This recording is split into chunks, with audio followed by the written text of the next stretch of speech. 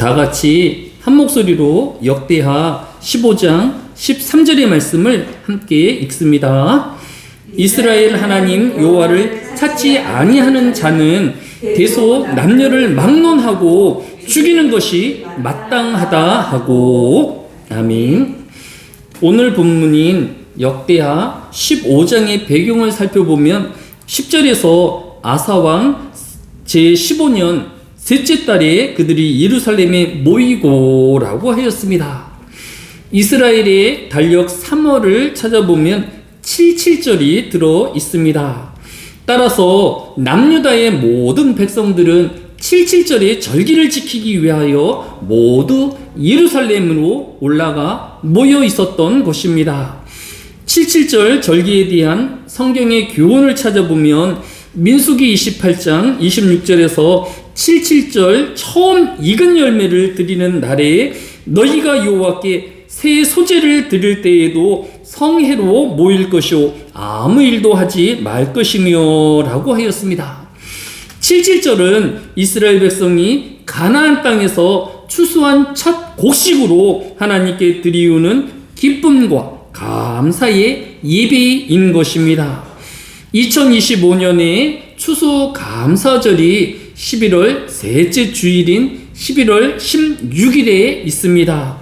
1년 동안 수고한 농부가 풍성한 가을 추수를 마치고 하나님의 은혜와 사랑에 감사함과 같이 오늘의 모든 성도 또한 이 추수 감사주일에 지난 한 해 동안 우리들을 지켜주시며 은혜와 사랑을 베풀어 주신 그 하나님의 은혜를 헤아려 보고 모든 영광과 감사를 돌려드리는 감사의 주일이 되어야 할 것입니다.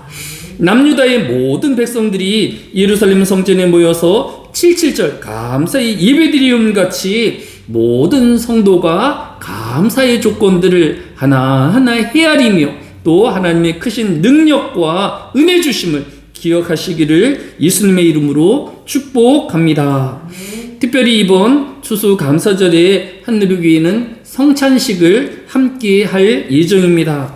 고린도전서 10장 16절은 우리가 축복하는 축복의 잔은 그리스도의 피에 참여함이 아니냐, 우리가 떼는 떡은 그리스도의 몸에 참여함이 아니냐라고 하였습니다. 우리는 성찬식을 통하여서 성도가 그리스도의 몸과 피에 참여하게 되어지는 것입니다.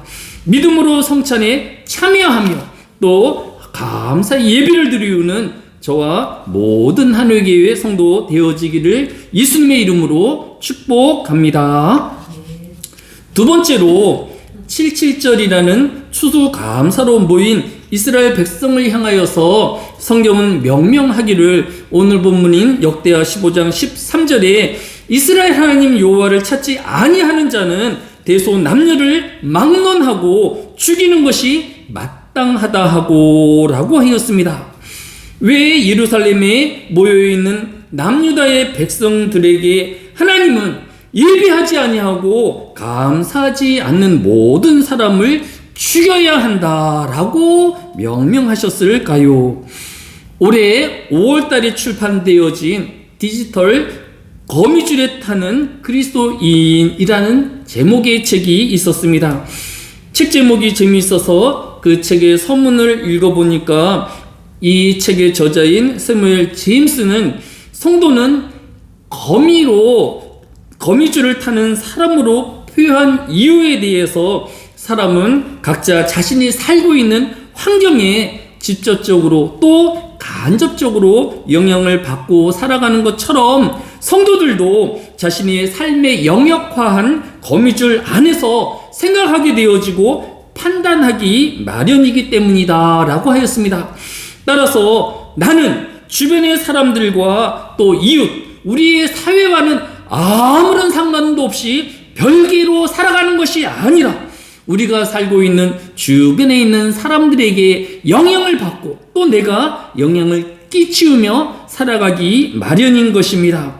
따라서 지금 남유다에 살고 있지만 하나님을 찾지도 아니하고 예배하지도 아니하고 우상을 섬기는 사람들이 결국은 남유다의 신실한 이스라엘 백성들을 타락시키고 또 그들에게 하나님을 의심케 하는 믿음을 무너뜨리는 존재들인 것입니다.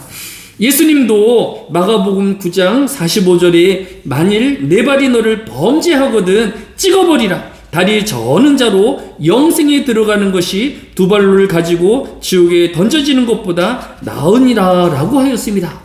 이것은 사람이 가지고 있는 죄의 확정성을 경계하는 것입니다. 한 사람의 범죄가 그 한 사람에게 그치는 것이 아니라 그의 가족에게로 이웃에게로 확장되어지며 사람의 유혹과 또 사람의 욕망은 주변의 이웃들에게 죄의 빌미를 제공하게 하고 또 그들이 죄에 대한 민감성을 무디게 하기 때문인 것입니다. 따라서 성도들은 이 세상에 내가 누구와 가까이 하며 또 그들에게 내가 영향을 받고 있고 또 나이가 그들에게 영향 미치는 것을 인식해야 할 것입니다. 현대의 많은 사람들이 주변에 인터넷 또 스마트폰 게임과 같은 디지털 중독에 빠져 있는 것을 볼 수 있습니다. 우리는 지난 몇 년 동안 코로나19를 통하여서 비대면 문화가 확산되었고 실외 활동보다는 실내 활동에 익숙해져 있던 이런 젊은 MZ 세대들이 그들이 더 디지털 중독에 빠지기 쉬운 어린 시절을 익숙한 환경을 지내온 것입니다.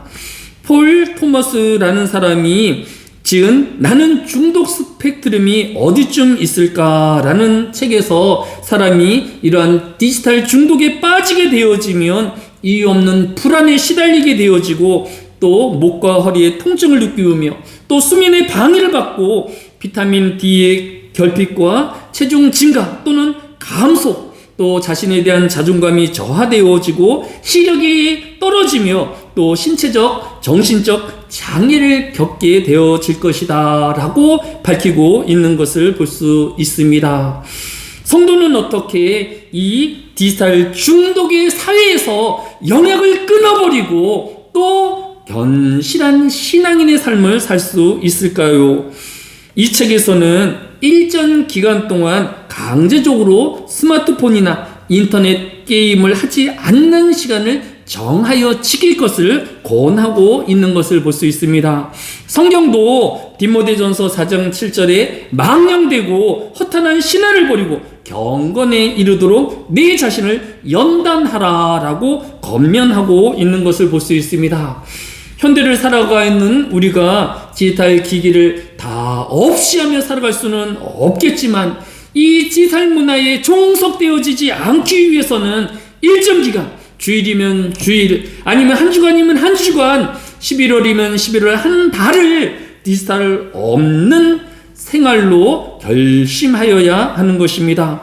대신에 이런 디지털보다는 사람과의 대면 접촉을 늘려야 할 것입니다. 사람들과 대화하는 시간을 늘려가고 또 혼자 운동을 하거나 하나님의 말씀을 읽거나 기도하는 시간을 점차 넓혀가면서 성경이 교훈하고 있는 경건에 이르도록 스스로를 연단하는 저희 모두가 되어야 할 것입니다. 오늘 성경을 통하여서 우리에게 1년 동안 하나님이 주신 은혜와 사랑을 기억하며 헤아리는 교훈을 얻을 수 있는 것입니다. 또 사람은 혼자 또 독자적인 삶을 살아가는 것이 아니라 주변과 또 환경에 영향을 받을 수밖에 없는 존재이기에 지금 이 사회가 가지고 있는 죄악과 또 여러 어두운 측면에 스스로가 빠져가며 물들지 않기 위하여서 하나님의 말씀에 스스로를 비추어 보며 또 경건에 훈련해야 할 것을 교훈하고 있는 것을 볼 수 있습니다. 남은 11월도 하나님의 은혜를 헤아리는 한 달이 되어질 것이며 또 세상의 세파에 물들지 아니하고 하나님의 말씀과 신앙으로 경건과 거룩을 살아내는 이 11월 되시기를 예수님의 이름으로 축복합니다. 사랑이 많으신 아버지 하나님, 이 한날에도 허탄한 세상의 문화에 물들지 아니할 수 있도록 우리를 믿음과 말씀으로 연단하며 또 하나님과 함께하는 삶이 되어지게 하여 주시기로 합니다. 또 11월 감사의 달을 맞이하여서 하나님이 주신 은혜와 또 주변 사람들의 감사함을 기억하게 하여 주시기로 합니다. 원망과 불평보다 또 하나님의 은혜를 기억하며 또 주변의 사람들의 감사함을 먼저 찾는 주의 백성들이 되어지게 하여 주옵소서. 감사를 드리오며 예수님의 이름으로 기도드렸사옵나이다. 아멘.